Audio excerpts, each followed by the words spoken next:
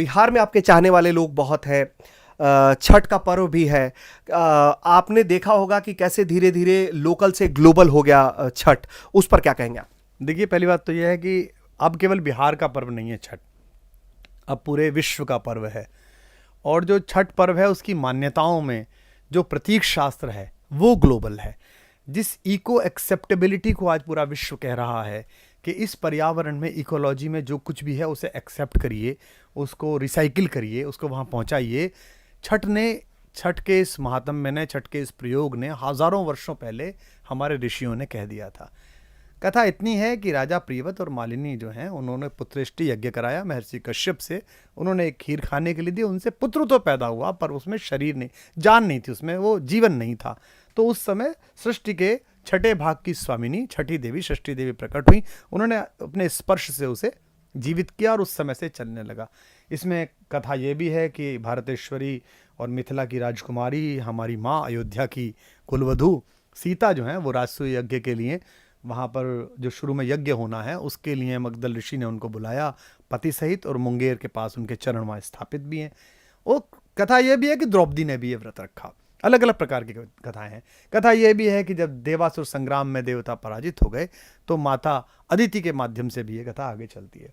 लेकिन मेरा जो विशेष मन है वो कथा में नहीं है, मेरा इसके उद्देश्य में है। जैसे पूरी दुनिया उगते हुए सूरज को प्रणाम करती है, यानी कि जो लोग बड़े हो रहे हैं, जिनके पास शक्ति है, सामर्थ्य है, उनको प्रणाम करती है। लेकिन भारत की संस्कृति बिहार के उस कोने से पूरे विश्व को ये समझा रही है कि जो हमारे लिए जले हैं, जो हमारे लिए तपे हैं, आज वो अगर नहीं है या आज वो काल के अंधकार में समा रहे हैं, तब भी वो हमारे प्रणाम के योग्य हैं। बिहार का बेटा दिनकर कहता है, कलम आज उनकी जय बोल, जो चढ़ गए पुण्य वेदी पर बिना लिए गर्दन का मोल।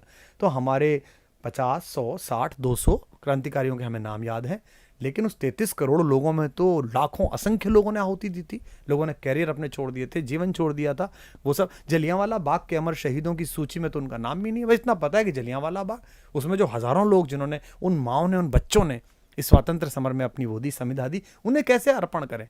तो एक तरीके से अस्तांचलगामी सूर्य को अर्घ्य देना इस बात का प्रतीक है कि हम विपत्ति में और संपत्ति में किसी बड़े आदमी को देखकर अपनी स्वीकार्यताओं का निर्णय नहीं लेते।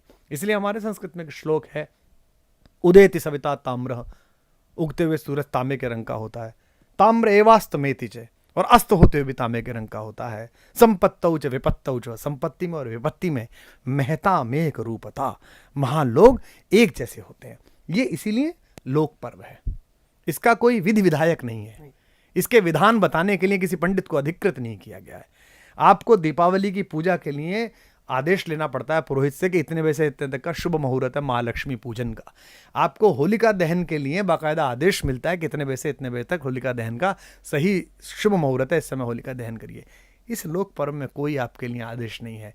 गंगा आपकी है, सूर्य आपका है, ये बांस की बहंगिया आपकी है जो लचकत जा रही है, ये केले का पत्ता आपका है, और आमंत्रण आपका है। अब आपको पृथ्वी के सबसे नाजुक चीज पर, पृथ्वी की सबसे अधिक प्रखर एलिमेंट को आमंत्रित करना है, यानी कि आपकी पात्रता होनी चाहिए। बस केले का पत्ता भी अगर आपका मन है, आपकी आत्मा है, तो दुनिया के किसी भी तेज को वो स्वीकार कर लेगा। जिनको ये लगता हो, जैसे अब माइटी 30 का चल रहा है बिहार से, या बिहार के बेटे आकर, दरअसल बिहार या पूर्वी उत्तर प्रदेश बेसिकली एक स्टेटमेंट है देसीपन का। ये जो ग्लोबल वैश्वीकरण हुआ अंग्रेजी वालों का, वेल यू नो वाला, इसके खिलाफ एक स्टेटमेंट है कि हमारे अंदर क्षमता है, हमारे अंदर प्रतिभा है, पर हमारा उच्चारण देसी रहेगा, हमारा खान पान देसी रहेगा, हमारे जो वस्त्र विन्यास है वो उसी प्रकार का रहेगा, और इसकी कोई आवश्यकता नहीं है, बाहरी आवरण है। हम अंदर से जो हैं वो शक्तिशाली हैं, हमारे अंदर वो साधना का तत्व है जो साध्य तक पहुंचने के लिए होगा, उसमें साधन फिर कैसा भी हो। तो ये एक पर्व इसीलिए महापर्व भी है और इसलिए लोक पर्व भी है। अच्छा, चूंकि कवि मन है आपका, आप हर चीज़ में रचना ढूंढते होंगे, और तो जब आप बिहार देखते हैं, बिहार को समझते हैं, छठ को लेकर एक भीड़ जब जाती है, एक रैला जाता है कि कुछ भी हो जाए, मैं पूरे साल कहीं भी रहूं, छठ पर घर जरूर पहुंच जाना है, उसको लेकर जब आप देखते हैं तो आपके कवि मन में कैसी भावनाएं आती हैं? देखिए, पहली बात तो क्या है कि बिहार के लोगों ने पूरी दुनिया में विपरीत परिस्थितियों के बावजूद स्वयं को प्रमाणित किया है। अगर मैं ये कहूँ कि पंजाब से जो लोग आए थे, बम्बई तक गए थे, या माइग्रेशन के बाद जो हमारे लोग आए और उन्होंने पूरे भारत में यात्रा की और स्वयं को प्रमाणित कराया, तो ये उनकी शक्ति थी। लेकिन वो अधिकांशतः समृद्ध लोग थे। ऐसे लोग थे जो अपने यहाँ लाहौर में, सियालकोट में, सरगोधा में, पेशावर में अच्छी हैसियत के लोग थे। जैसे एक ही गली के 3 लोग दिल्ली आए, बॉम्बे आए, देवानंद साहब, दिलीप कुमार साहब और राज कपूर साहब। पेशावर की एक ही गली के तीनों लड़के हैं और तीनों ने आकर स्वयं को शक्तिशाली सिद्ध किया।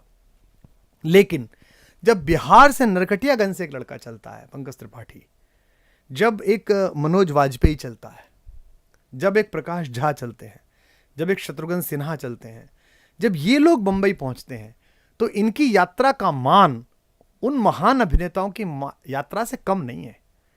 वो ऐसी स्थिति में आए थे कि स्वयं को प्रमाणित करवा सकते थे। ये वहां से आए हैं जिस जगह के बारे में ये सोचा जा रहा है कि यहां से तो नहीं होगा एक समय काल के बाद। हालांकि उजाला वहीं से निकला है, सारे देवताओं की हमारे यात्रा वहाँ से प्रारंभ हुई है, हमारे ज्ञान के स्रोत वहीं से प्रारंभ हुए। तो ऐसे बिहार के और पूर्वी उत्तर प्रदेश के लोगों ने पूरी दुनिया में, बेटे बेटियों ने घूम कर, पहुँच कर अपनी प्रतिभा का, अपनी क्षमता का, संघर्षशीलता का और मेहनत का, अद्भुत मेहनत थी, तोड़ मेहनत, उसका लोहा मनवाया। चाहे वो फिल्में थीं, चाहे वो ब्रॉडकास्टिंग हाउसेस थे, चाहे वो कविता, साहित्य, कहानी। मतलब एक समय तो ऐसा हो गया कि वहाँ के अलावा कुछ निकले नहीं। नागार्जुन आ रहे हैं तो वहीं से आ रहे हैं, और आरसी प्रसाद सिंह आ रहे हैं तो वहीं से आ रहे हैं, दिनकर आ रहे हैं तो वहीं से आ रहे हैं, रेणु आ रहे हैं तो वहीं से आ रहे हैं।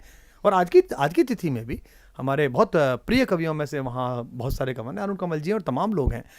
तो बिहार के लोगों ने पूरी दुनिया में अपना लोहा मनवाया। और जब वो वहाँ गए तो वो अपना लिट्टी चोखा भी लेकर गए, अपना छठ भी लेकर गए। इसलिए जर्मनी के तटों से भी छठ के दृश्य आते हैं, इसलिए अमेरिका से भी आते हैं, इसलिए ऑस्ट्रेलिया से आते हैं। और जिस महाराष्ट्र के कुछ जगहों पर निहित राजनीति के कारण विरोध था बिहार का और पूर्वी उत्तर प्रदेश का, वहाँ आज देखिए वही सरकार, वही लोग, उसी दल के लोग व्यवस्था बनाते हैं। मैं हिंडन के किनारे रहता हूँ, जब मैं छठ में देखता हूँ तो इस हिंडन के किनारे पर ऑटो में भर के आए हुए, बसों में भर के आए हुए लोग भी हैं, और 1.5 करोड़ की गाड़ी से उतरे हुए लोग भी हैं। सब बराबर है, और सब बराबर उसी जल में उसी तरीके से सूर्य की तरफ खड़े हुए हैं। तो वो जो सूर्य का समाजवाद है, जो सूर्य का साम्यवाद है, वो इस पर्व में दिखाई देता है। और जिस तरह से भर के जाते थे, मेरे ऐसे बहुत सारे दोस्त हैं जो पहले जनरल क्लास में जाते थे, आज से 20-25 साल पहले, जब मैं विश्वविद्यालय सेवा में पढ़ता था यहाँ पर। उसके बाद मैं पढ़ाने लगा, मैं असिस्टेंट प्रोफेसर हुआ, फिर मैं आंदोलन में आया, कवि हुआ। अब वो भी उन्होंने प्रगति की, उनके पास स्कूटर आया, गाड़ी आई, ये बड़ी गाड़ी आ गई है। उनमें से कई लोग तो चार्टर लेके जाते हैं छठ मनाने के लिए, कई बिजनेस क्लास से जाते हैं, कई बोगियाँ। लेकिन उनके उत्साह में, बचपने में वो कोई कमी नहीं है, वही बचपना है, वही आतुरता है पहुँचने की। तो मेरी एक कविता है कि तुम्हारा फ़ोन आया है, तुम्हारा फ़ोन आया। अगर मेरा फ़ोन जाए उसके लिए जिससे मैंने कभी प्रेम किया, तो उसे कैसा लगेगा। तो उसमें मैंने बहुत सारे प्रतीक दिए हैं कि कैसे कैसे उसको लगेगा। तो उसमें एक लाइन है कि सती का चौतरा दिख जाए जैसे रूप बाड़ी में। सती का, मेरी नई किताब फिर मेरी याद में है ये, कि सती का चौतरा दिख जाए जैसे रूप बाड़ी में, कि जैसे छठ के मौके पर जगह मिल जाए गाड़ी में। तो अगर किसी को छठ के मौके पर अचानक जगह मिल जाए तो वो कैसे छठ पर वहाँ पहुँचेगा। इसीलिए लोक पर्व है, इसीलिए छठ जो है वो आंतरिक शुचिता का, आंतरिक तपस्या का, विपरीत परिस्थिति में भी अपने साधन को एकाग्रीभूत करके खड़े रहने का, 1 दिन का नहीं है, 2 दिन का नहीं है, 3 दिन का नहीं है, 4 दिन की साधना है। इसीलिए अंदर से भी मजबूत करती है और आत्मा को भी मजबूत करती है। अच्छा, आखिर में बिल्कुल हम हैं, चूँकि आपने जिक्र लिट्टी चोखा का भी कर दिया, और आपके चाहने वालों की तादाद भी बहुत तायत संख्या में है। बिहार, झारखंड जैसे राज्यों में आपको चाहने वालों की कमी नहीं है। तो एक तो मेरा पहला सवाल कि लिट्टी चोखा आपको कैसा लगता है, और दूसरा कि आप अपने फैंस को क्या कहना चाहेंगे। देखिए, पहली बात तो ये लिट्टी चोखा न केवल मेरा फेवरेट है, बल्कि मेरी राजस्थानी पत्नी और मेरी जो बेटी है, मतलब अगली जनरेशन जो, उसका बड़ा फेवरेट है। तो बहुतायत में ये होता है कि हमारे घर में तो बनता ही है, लेकिन कई बार कई ऐसे बिहार के मित्र हैं, मैं उनका नाम नहीं लूँगा क्योंकि कुछ राजनीतिक भी हैं, कुछ पत्रकार भी हैं, कुछ एक्टर भी हैं, और अलग अलग क्षेत्रों के लोग हैं। वो कई बार मिलने आते हैं, तो हम पूरी बेशर्मी के साथ उनसे ये कह देते हैं, भैया ये किचन है, ये सामान है, और तुम बनाओ। और हमें अक्सर इस बात पे आश्चर्य होता है कि हमारे कुक जो इतने स्पेशलाइज्ड हैं, इतने दिनों से काम कर रहे हैं, हमारे परिवार के लोग भी पूर्वी उत्तर प्रदेश के, पता नहीं वो जो चोखे में से महक है तेल की, वो ऐसी कैसे नहीं पैदा कर पाते जो बिहार का एक सामान्य आदमी आके करके रख देता है। तो फिर हमारे यहाँ होता है कि जो आज लिट्टी चोखा बन गया है वो सुबह तो खाया ही जाएगा, फिर उसको रख लिया जाएगा कि शाम को भी खाया जाएगा। तो आसपास अब तो लिट्टी चोखे के सेंटर भी खुल गए हैं, पर वो इतना बढ़िया कई बार नहीं बना पाते हैं। बिहार यात्रा में तो आवश्यक रूप से खाया जाता है। मतलब अगर बिहार में मैं कवि सम्मेलनों की सीरीज़ में हूँ तो ये तय है कि दिन में एक बार लिट्टी चोखा खाया जाएगा। तो बिहार, मुझे कभी ऐसा लगता ही नहीं कि हम उत्तर प्रदेश और बिहार जो हैं वो अलग अलग संस्कृतियों में हैं। और मेरे लिए तो बिहार सदा से पूर्वजों का गांव है। मैं जब ट्रेन से जाता था तो मैं पूरे रास्ते बनारस के बाद जग जाता था सिर्फ इस काम के लिए। पूर्वा एक्सप्रेस जाती थी और बहुत सारी ट्रेन जाती थी कि मुझे सिमरिया घाट स्टेशन देखना होता था। वहाँ गाड़ी रुकती नहीं थी, वहाँ से जाती थी। वो आपको पता हो राजेंद्र प्रसाद पुल है, उसके ऊपर से गाड़ी जाती थी। सुबह का वक्त होता था, मुझे आज भी याद है 4:30-5 बजे। अब तुम जहाज़ से जाने लगे, चार्टर से जाने लगे। उस समय बड़ा रोमांच होता था केवल यही सोच के कि इसी घाट पे दिनकर उतरते होंगे। मैं मतलब जब जाता था तो गोमो में वो लिखा देखता था कि यहाँ पर नेताजी सुभाष ने ट्रेन बदली थी। तो मेरी खिड़की की तरफ किधर भी सीट हो, उतर के मैं उस आदमी से परमिशन लेके बैठ जाता था कि इधर बैठ के वो देखना है। उस स्टेशन का नाम भी नेताजी सुभाष चंद्र बोस जंक्शन। हाँ, ये मुझे नई सूचना लगी। देखिए मुझे रोमांच आया सोच के भी कि मैं जब शुरुआती दौर में जब एक साथ हुआ करते थे तो कतरास में, धनबाद में गौशाला के प्रोग्राम करने के लिए, भागलपुर में मारवाड़ी समाज का प्रोग्राम करने के लिए, और आप समझिए कि सीतामढ़ी में गौशाला का प्रोग्राम करने के लिए मैंने बहुत छोटी छोटी जगहों पर, वहाँ मतलब जो बहुत प्रासंगिक नहीं थी, उन जगहों पर मैंने जब कार्यक्रम किए। तो इस पूरी यात्रा में तो एक तरह से मूलतः बिहारी लोगों ने भी शायद इतना बिहार नहीं घूमा है जितना मैंने बिहार हर तरह से घूमा है, छोटे साधनों से लेके बड़े साधनों तक। अच्छा, आखिर में 2 पंक्तियाँ, ऐसी पंक्तियाँ जो आप अपने चाहने वालों को डेडिकेट करना चाहेंगे, जो लोग लगातार आपको सुनते रहते हैं। डिजिटल में तो खैर कुमार विश्वास की शायरियाँ, कविताएं एक अलग क्रांति लेकर आई हैं, तो अपने चाहने वालों को कि मन में ऐसी पंक्ति जो आप कभी सोचते हो कि भाई ये वाला तो इन लोगों को सुनाऊंगा मैं कभी। बस बिहार के लोगों से ये कहना है कि छठ के पर्व से वो एक संकेत ग्रहण करें कि मैंने कभी कहा था कि अंधकार चाहे गहरा हो, 7 समंदर पार हो, सदा उजाला विजय हुआ है अगर सत्य आधार हो। अगर सत्य का आधार है तो चाहे कितनी मैं जानता हूं कि आज की तिथि में भी राजनीतिक कारणों से, प्रशासनिक कारणों से बिहार के जो बेटे बेटियां हैं, बिहार के जो बच्चे हैं, जैसे कहना नहीं चाहिए, बिहार में जब बाढ़ आई तो वो शासकीय अव्यवस्थाओं के कारण आई, वो प्रकृति के कोप की वजह से नहीं आई।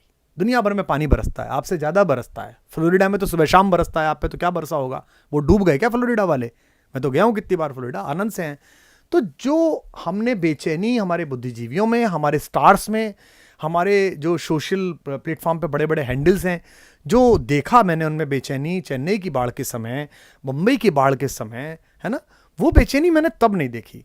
तब मैं शायद मेरे ख्याल से सबसे शुरुआती लोगों में था जिसने वीडियो जारी किया, जिसने जो संभव हो सकती थी अपनी ओर से मदद की, लोगों से अपील करी, और मुख्यमंत्री के प्रति असहमत होते हुए भी, उनके बयान, उनके प्रयासों से शुरुआती दौर में असहमत होते भी ये कहा कि अब जो भी कर सकते हो मुख्यमंत्री सहायता कोष में कुछ करो।